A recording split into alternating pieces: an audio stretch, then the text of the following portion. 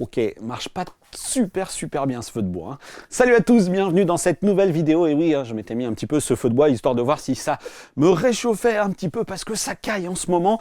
Mais bon, c'est pas très grave. L'essentiel, c'est qu'on soit là ensemble pour se parler d'une technologie de télé pour laquelle vous me posez quand même quelques questions. Il s'agit de la techno LCD NanoCell de chez LG. Et oui, vous avez été quelques-uns donc à me poser des questions sur ces téléviseurs, notamment pendant les périodes de promotion, parce que c'est vrai que même si LG communique surtout sur ces téléviseurs OLED, il y a quand même pas mal de bons plans, entre guillemets, qui circulent sur la toile et assez peu de tests à contrario sur cette technologie que le constructeur ne pousse pas réellement du côté des tests en tout cas. Il s'agit du Nano, alors c'est un Nano 90, sa référence exacte c'est 65 Nano 906, sauf qu'en fait, c'est le même modèle que le Nano 91, qui est plus exactement le 65 Nano 916, il y a une petite différence, c'est en fait la forme du pied. Ici, il est doté de deux pieds façon un petit peu équerre, et le 916 est doté d'un pied un peu façon demi-lune arrondi. Voilà, donc c'est l'essentiel des différences, sauf que le 906, on le trouve en 55, 65, 75 et 86 pouces, en tout cas sur le site de LG, plus vraiment dans les boutiques, et donc du coup, ils m'ont dit, bon, fie-toi au 916, qui lui n'est proposé qu'en 55 et en 65 pouces. Ouais, c'est quand même pas très simple, sauf que les prix sont quand même super agressifs, et c'est pourquoi on va s'en parler tout de suite de cette technologie LG NanoCell. C'est parti, caractéristiques techniques d'abord. Ce 65 pouces, il est à 1400 €, ce qui le positionne en face de grosses références comme les Samsung Q80T, les Sony XH90 qui sont sensiblement aussi au même tarif dans les versions 65 pouces, et surtout ce sont des modèles qui sont dotés de connecteurs HDMI 2.1. Voilà, ça c'était la première des caractéristiques techniques du vrai HDMI 2.1 avec de la 4K à 120, de l'auto-low latency mode, de la technologie VRR, etc. pour vos consoles de toute dernière génération, avec évidemment de l'AMD FreeSync. Du côté des caractéristiques techniques pures de la dalle, c'est une dalle 10 bits, 100 Hz, Ultra HD, 3840-2160 pixels. Malheureusement, j'ai pas trouvé dans les fiches techniques ce fameux pic de luminosité, ni même le contraste annoncé par le constructeur. Donc il va falloir aller patienter jusqu'à la rubrique des mesures que j'ai fait évidemment sur ce téléviseur pour savoir un petit peu ce qu'il en est. Et puis surtout, il y a quand même du côté de la compatibilité toute la grande panoplie, puisque l'on a du HDR10, du Dolby Vision et du HDR HLG. Il y a aussi côté audio la possibilité d'aller vers du Dolby Atmos, surtout si on couple un produit comme vous voyez là juste en bas de l'écran. C'est en effet une barre de son que j'ai demandé aussi à LG de m'envoyer. Il s'agit de la SN7CY, c'est une barre de son à 330 €. C'est quand même pas mal sur le papier pour un système qui a donc une restitution Dolby Atmos avec des enceintes ici sur le dessus. Et donc on va s'en parler aussi dans la partie un petit peu audio parce que c'est fort probablement un produit qui peut accompagner assez intelligemment ce téléviseur en 55 ou en 65 avec une barre de son tout simplement déportée Dolby Atmos. Alors comme je le disais, à l'instant T, là, je n'ai pas trouvé la puissance lumineuse annoncée. Ce qui est en tout cas renseigné, c'est le nombre de zones qui sont en l'occurrence de 48. On verra, je rappelle que les zones, ce sont juste des parcelles qui peuvent être pilotées de manière indépendante pour être capable d'optimiser les contrastes et aussi du coup la précision, éviter les fuites de lumière, etc. Et c'était quand même historiquement un des gros points faibles de cette technologie NanoCell. On va voir si ça a évolué. Côté processeur, il faut aussi que je vous dise que ce Nano 90 et donc Nano 91 intègrent tous les deux l'Alpha 7 Gen 3 qui est plus performant que celui de l'année dernière, l'Alpha 7 Gen 2 mais moins performant forcément que l'Alpha 9 Gen 3 qui lui intègre les dalles OLED de la gamme C10. Vous retrouverez le lien juste en haut pour aller voir le test du 65 OLED C10. Et forcément, il y a dans cette évolution tout de même des technologies d'amélioration, d'upscaling de l'image. On va retrouver les high sound, les high picture, etc. qui vont améliorer les sources dégradées, qui vont analyser aussi ce qui se passe du côté de l'audio pour fournir la meilleure expérience possible. Et pour en conclure avec aussi ce processeur, il y a évidemment du processeur Alpha 9 Gen 3 sur le LCD, mais cette fois-ci, il est sur les gammes Nano 95 et 99 qui sont les LCD 8K de chez LG. Voilà, je crois que vous savez à peu près tout sur les caractéristiques techniques qui se sont par ailleurs affichées ici sur le côté pour que vous puissiez voir un petit peu tout ce qui est dimension, etc. Poids du téléviseur, évidemment, on peut le fixer au mur, comme je le disais. On a une prise HDMI 2 points avec de la 4K à 120. Puis vous le savez, chapitre 2, ergonomie, design. Et oui, bon alors en fait ça va être assez rapide déjà parce qu'en fait c'est super conventionnel. Voilà, c'est quand même très très classique du côté de ce Nano 90. Je vais l'appeler Nano 90, mais retenez bien qu'il y a vraiment de grandes chances que vous trouviez plutôt en magasin le 91 avec son pied en 2001 là. Et donc ici, j'ai un modèle avec des pieds façon équerre, il n'y a pas plusieurs positions de réglage, donc on a un écartement qui est assez classique, standard. Je pense faudra composer aussi avec votre meuble. L'avantage c'est qu'une barre de son passe très très bien en dessous. Ici, la preuve avec ce produit, notamment de chez LG. On a ce que LG appelle le cinéma screen avec des bords assez fins. Voilà, alors il est décrit comme ayant les 3 bezels, gauche, haut et droit assez fins. Moi je trouve en fait que celui du bas est lui aussi très très fin, donc rien à reprocher. Aujourd'hui franchement c'est très très standard. En revanche, on aurait aimé du côté de l'arrière, du côté de la connectique, alors elle est disposée de manière assez classique, en revanche il n'y a absolument aucun système de mécanisme de passe-câble, par exemple, pour se faire une installation un petit peu propre. Alors là, du coup, c'est pas ultra gênant parce que j'ai la barre de son juste en bas de la dalle qui, du coup, va venir cacher un petit peu tous les fils qui vont traîner. Mais dès qu'on va avoir, dès qu'on n'aura plus rien, en fait, on va avoir tous ces fils et ça, c'est quand même bien dommage. J'aurais bien aimé qu'il y ait un petit système de guide de câble. Bon, du côté de la télécommande, c'est assez classique. C'est celle qu'on va retrouver avec l'essentiel des téléviseurs de chez LG, en tout cas sur cette gamme de prix, avec le pointeur là, hop, qui est juste là à l'écran. Voilà, je ne sais pas si vous voyez, j'imagine que oui. Mais du coup, c'est un gyroscope et puis ensuite, on peut évidemment utiliser la croix multidirectionnelle, etc. pour se déplacer. C'est tout à fait classique. Et maintenant, sans plus attendre, on va se parler de la qualité de l'image. C'est parti. Bon, alors voilà, une petite lumière tamisée pour se parler cette fois-ci de la qualité de l'image. Comme je le disais en préambule, le NanoCell, c'est de la technologie LCD. Je vous cache pas que quand j'ai installé ce Nano 90, je me suis dit, ça a quand même pas trop mal évolué. Et puis là, pendant que je vous parle et que j'ai ma scène traditionnelle de Marco Polo, je me dis quand même que c'est pas oufissime. Franchement, dans les angles de vision, il y a encore beaucoup de travail et vous allez voir un petit peu plus tard, juste après dans les mesures, qu'on va comprendre pourquoi aussi, c'est que ce téléviseur ne dispose pas d'une énorme ressource lumineuse, et oui, c'est un petit peu dommage. Sur les angles de vision, franchement, on est quand même bien à la peine sur ce modèle, ça manque de patates, ça manque de contraste, de peps, tout simplement. Pourtant, LG vante les mérites de sa techno Billion Rich Color, qui serait capable donc de reproduire 64 fois plus de couleurs qu'un téléviseur conventionnel. J'imagine qu'il veut dire conventionnel LCD, sauf qu'aujourd'hui, à moins de mettre, franchement, d'être sur des téléviseurs au prix très plancher, tous les constructeurs, ils vont aussi de leur petite technologie d'optimisation. On est sur une dalle, j'avais oublié de le préciser, mais qui est sur un système full LED. J'avais indiqué que c'était 48 zones, donc je pense qu'on pouvait aussi associer le fait que ce n'est pas du Edge LED ou ce genre de choses. On est vraiment sur du full LED avec du local dimming 48 zones. Et donc, voilà, franchement, c'est pas génialissime. On est à des lieux, évidemment, de ce qu'est capable de faire la technologie OLED de chez LG, mais du coup, on est aussi sur des prix qui se veulent un petit peu plus attractifs aussi. Voilà, le feeling côté image se poursuit avec cette démonstration que je vous montre régulièrement sur la chaîne, mais qui permet tout simplement de comparer les téléviseurs entre eux. Alors, je suis bien d'accord, vous passez au travers de YouTube avec la compression d'image, etc. Mais quand même, on est sur cette boucle, donc YouTube, Costa Rica, 4K, ici avec en plus identifié comme étant bien du HDR par le téléviseur, etc. Et donc, de là où vous êtes, vous, même si, encore une fois, je le redis, il y a toute la compression qui est liée à la production d'images sur YouTube, mais on est sur quelque chose qui est assez flatteur. Voilà, franchement, on se dit, ok, c'est propre, mais moi, de là où je suis, je peux constater ici, notamment, des défauts dans l'image. Alors encore, c'est une vidéo sur YouTube. Bon, voilà, la technologie LG NanoCell est ce qu'elle est. Elle a évolué. Moi, j'en avais pas gardé un souvenir incroyable sur des présentations sur différentes éditions du CES, le Consumer Electronics Show, qui se tient tous les ans à Las Vegas, ou encore, qui se tenait tous les ans à Las Vegas, ou encore sur le salon IFA de Berlin, sur lequel j'avais l'occasion de voir vraiment beaucoup de produits d'image. Donc on voyait souvent du NanoCell, on se disait, bon ok, c'est quand même du LCD pas très à l'aise. Et ça évolue, mais il y a encore quand même beaucoup de fuites de lumière. Voilà, sur les sous-titres, etc. C'est encore bien compliqué, donc il faut avoir ça en tête.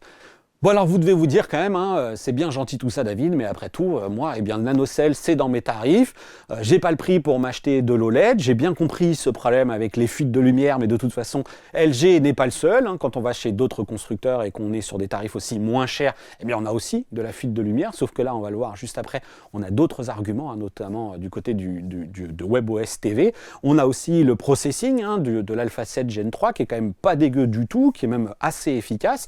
On est quand même sur une vidéo YouTube et puis c'est quand même très propre, donc dès qu'on va commencer à l'alimenter avec des choses riches en métadonnées, avec du Dolby Vision, du HDR10, je rappelle quand même que cette compatibilité elle n'est pas accessible aussi chez tous les constructeurs. Je parlais tout à l'heure du Samsung Q80T, c'est certes un concurrent mais il n'y a pas de Dolby Vision sur les produits de chez Samsung et donc du coup voilà, faut avoir un petit peu tout ça, on balance un petit peu, on met les choses d'un côté et de l'autre, ça rééquilibre peut-être la balance pour vous. Et du coup, eh bien, c'est ce qui m'emmène à prolonger ce test dans les critères classiques, traditionnels. Et donc, on va se parler de la qualité audio de ce téléviseur qui, là encore, eh bien, est plutôt sur quelque chose d'assez modeste. Et oui, on est sur un système audio 2 fois 10 watts, hein, 20 watts RMS. Donc là encore, eh bien, c'est peut-être un petit peu là-dessus que LG aurait pu faire la différence en intégrant quelque chose de peut-être plus performant, peut-être plus soigné. C'est pourquoi j'avais fait venir d'ailleurs la barre de son. Et donc, je vais eh bien, tout simplement essayer de vous laisser apprécier le système audio de base. Et ensuite, on basculera sur le rendu tout simplement de la barre de son. Good morning, aviators. This is your captain speaking. Today's exercise is dogfighting. 2 versus 1? Hey, you gotta be kidding.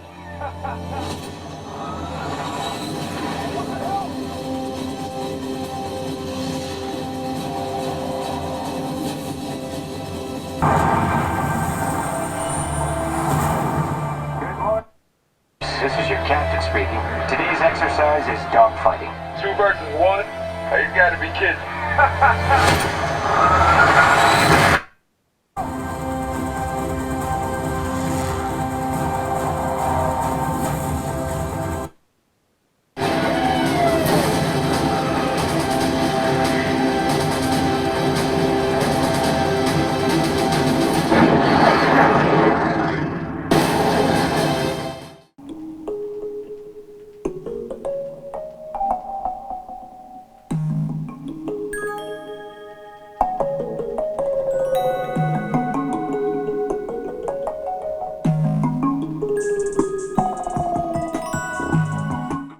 Bon voilà, pour la première démonstration, vous avez bien vu, hein, bon, ça fera l'affaire, ça fera la blague pour regarder le JT, vos séries, vos films, sans une bien grande prétention.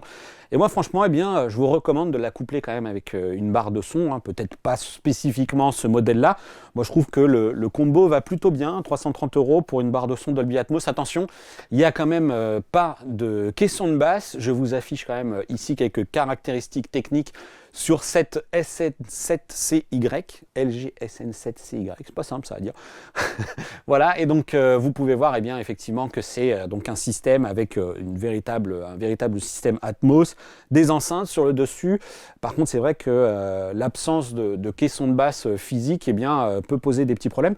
Chez certains, ça résoudra les contraintes d'installation. Par exemple, ceux qui se diront « Ok, mais moi, le caisson de basse, je ne sais jamais bien où le mettre, même si c'est un caisson de basse sans fil, etc. » Bon, encore une fois, ça peut être un problème de place, tout simplement, il y a un problème de budget. Eh bien, l'effet Dolby Atmos, ce que je peux vous dire, eh bien, c'est vraiment que les haut-parleurs sur le dessus de la barre de son, ils sont actifs. Hein. Ils sont vraiment actifs, on les entend, on perçoit quelque chose. Après, c'est une histoire aussi de sensibilité. Est-ce que eh bien, votre pièce permettra vraiment d'avoir cette réverbération du son sur le plafond pour qu'il redescende, pour qu'il assure d'une certaine manière la verticalité? Et là, bon, voilà, c'est vraiment, ça va vraiment être quelque chose peut-être de pas simple à percevoir pour vous.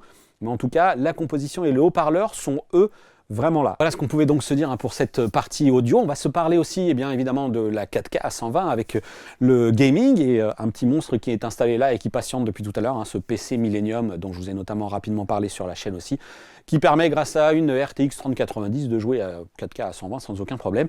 Dans le ratio qualité-prix, 4K 120, 1400 €, 65 pouces, franchement voilà, il y a peut-être quelque chose à faire pour accompagner sa console next-gen, mais avant ça, on va boucler la partie usage cinéphile classique avec les résultats des mesures, puisque vous le savez, lorsque je teste un téléviseur avec ma petite sonde et mon logiciel Calman Portrait Display, eh bien, je réalise des mesures de colorimétrie. C'est parti, je vous dis tout. On va d'abord s'intéresser au mode cinéma avec les premiers résultats qui sont sur l'espace colorimétrique Rec 709. Et donc dans ces contenus, on a quand même un résultat qui est saisissant, qui est bluffant. Alors c'est pas bluffant, mais c'est très bon. Voilà. Parce que le bluffant voudrait dire qu'il se détache du lot, et aujourd'hui en l'occurrence c'est pas le cas.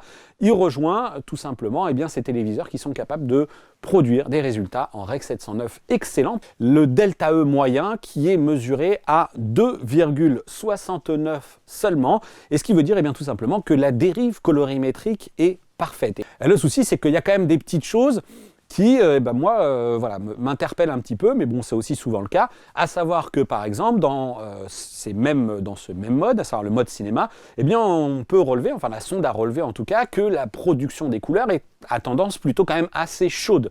On est sur une température moyenne des couleurs qui est de l'ordre de 6367, alors on n'est pas très très loin des 6500 K de référence, donc c'est sûr là-dessus, il y a quelque chose qui aurait pu être fait pour équilibrer un petit peu plus les couleurs, parce que là on est vraiment sur un écart assez important. Je vous parlerai un petit peu plus tard de l'aspect taux de contraste, on va le voir, mais je peux d'ores et déjà vous dire que la luminosité maximum, mais la luminosité maximum lorsque la mire occupe 100%, il est de 390 candela par mètre carré, et c'est ce que je vous disais tout à l'heure, c'est ce qui traduit tout simplement ce manque de pêche que j'avais du mal à retrouver cet éclat dans l'image, etc. C'est que c'est une valeur quand même assez modeste. Alors on quitte le mode cinéma pour rejoindre cette fois-ci les mesures du mode filmmaker. Alors, du coup, il y a assez peu de différence dans la calibration, en tout cas sur ce Nano 90. Des couleurs, donc on retrouve une fidélité parfaite, pareil, avec des résultats très très proches.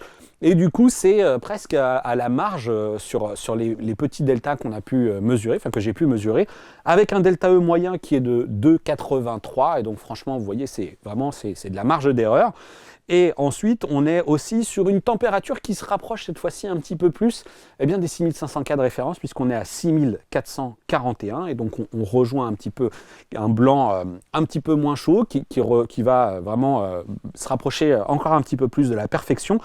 La production de cet espace colorimétrique, il est toujours de 98%, donc vraiment rien à signaler. En revanche, lorsqu'on est en mode filmmaker, et qu'on affiche toujours cette mire à 100%, cette fois-ci, la luminosité, boum, elle est bridée à 150 candela par mètre carré. Et donc, c'est du coup un mode qui va plutôt être à usage plutôt en soirée, en tout cas dans la pénombre, parce que même si on désactive toutes les technologies confort des yeux, etc., j'ai pas réussi à la faire remonter beaucoup plus haut, en tout cas sur ce mode filmmaker SDR et non HDR.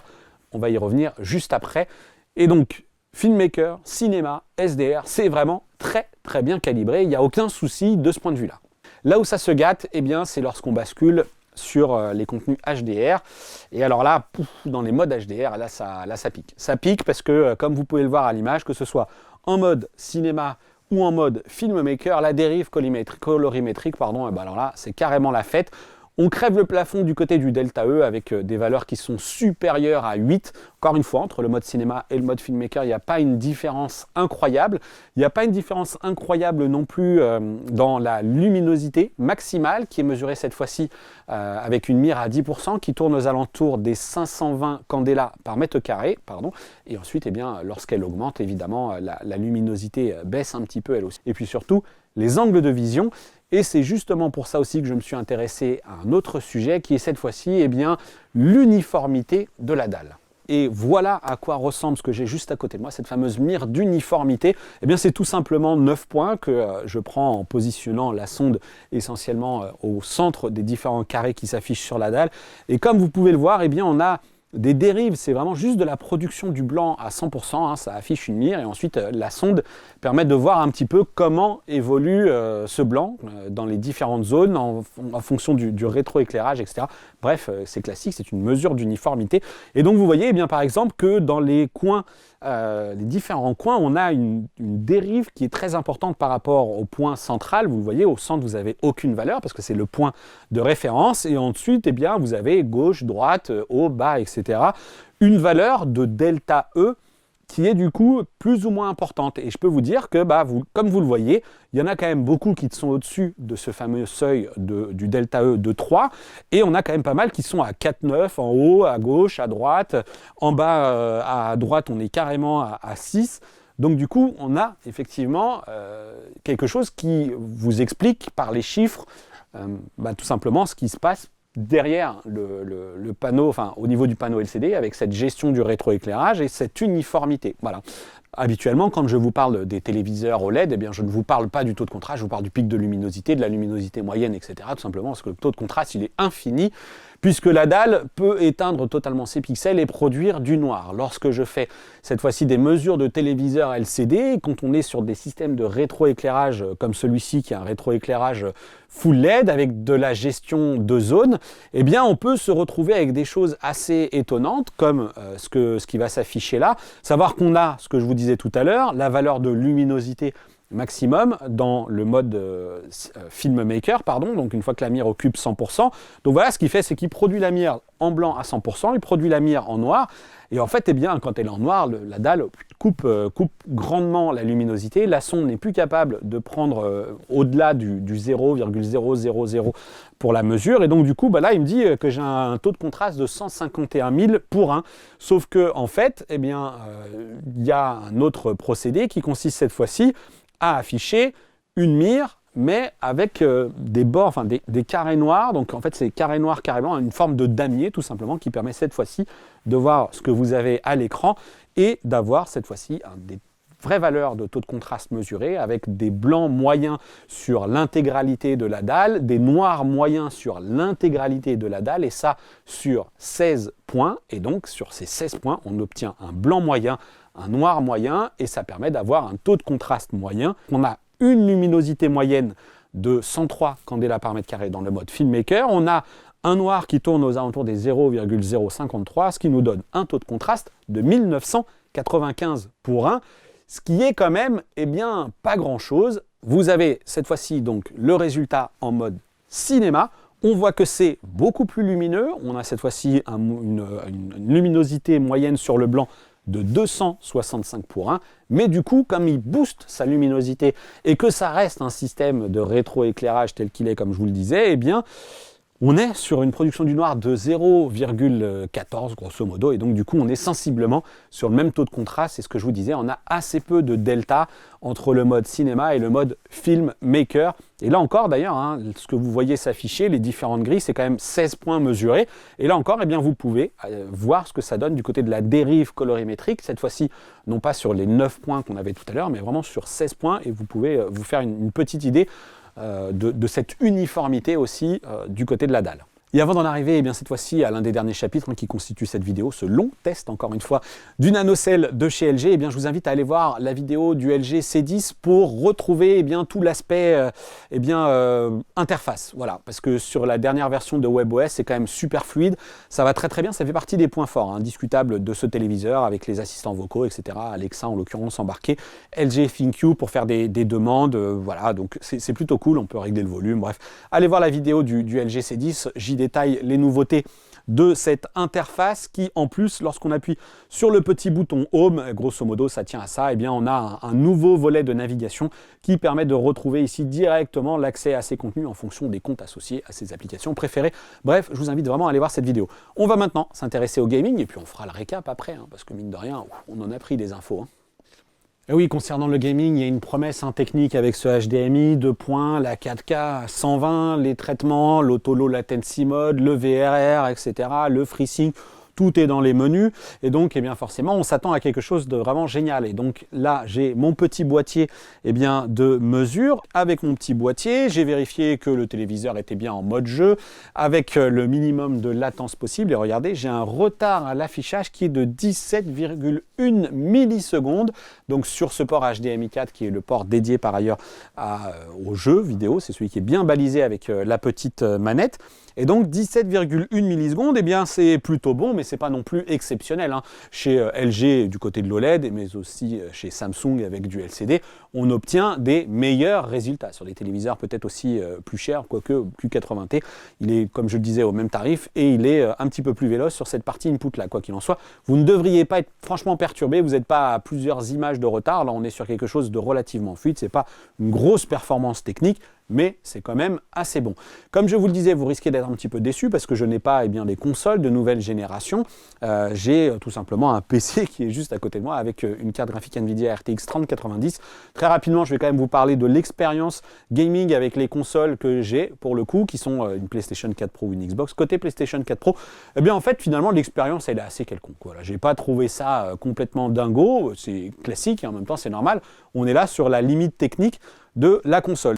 Alors concernant l'expérience gaming sur ce LG Nano 90 et 91, puisque ce sont les mêmes dalles, eh bien on est donc quand même sur une fluidité d'image pour laquelle franchement j'ai pas grand chose à reprocher. Alors c'est vrai que là je suis sur un PC avec une carte graphique Nvidia RTX 3090, comme je le disais, je remercie encore Millennium Equipment et Intel qui m'ont fait parvenir cette machine dans le cadre par ailleurs d'un test 8K, puisque c'est ce PC qui va me permettre et qui m'a d'ailleurs déjà permis de commencer les tests de la 8K sur le Samsung Q800T. Là ici en 4K à 120 images par seconde, franchement j'ai pas grand chose à reprocher à cette dalle. C'est vrai que comme pour le monde du cinéma, sauf que c'est vrai que dans le monde du jeu vidéo, peut-être que les problèmes de fuite de lumière seront moins importants, parce que là comme vous voyez, quand on est en face, franchement l'image est tout à fait satisfaisante, c'est même plutôt joli, on a une belle fluidité ici sur cette course en scooter. Voilà, le paysage défile très très bien, on a une construction de tout l'environnement, et puis en plus Watch Dogs Legion profite ici de la technologie Ray Tracing avec ses fameux reflets. Bref, c'est assez sublime. Alors je dirais qu'il n'y a pas un tel gap de performance par rapport à ce qu'on peut avoir sur un moniteur gaming, déjà parce que les moniteurs gaming aussi sont plus petits, mais quand même, comme vous pouvez le voir aussi à l'image, avec un bon vieux Counter-Strike. Alors certes, c'est un CSGO, le moteur du jeu n'est pas ultra récent forcément, et donc on ne va pas être dans un niveau de performance qui va aller solliciter autant la carte. Et pour autant, même sur ce 65 pouces, j'ai quand même pu finalement mener à bien des parties. J'ai réussi à reprendre un niveau acceptable en étant dans le top 3. Et donc voilà, donc c'est vrai que c'est une petite... il faut reprendre la main, mais cette technologie 4K 120 Hz reste quand même quelque chose de profitable, y compris sur le gaming PC, même si je me doute bien que ça intéresse surtout dans cette version 65 pouces les joueurs de console. Vous savez tout, j'espère que cette vidéo vous aura plu. Si c'est le cas, n'hésitez pas, on like, on partage, on s'abonne et faites-moi vos retours. Je vous dis à bientôt pour une prochaine vidéo. D'ici là, portez-vous bien. Ciao, ciao!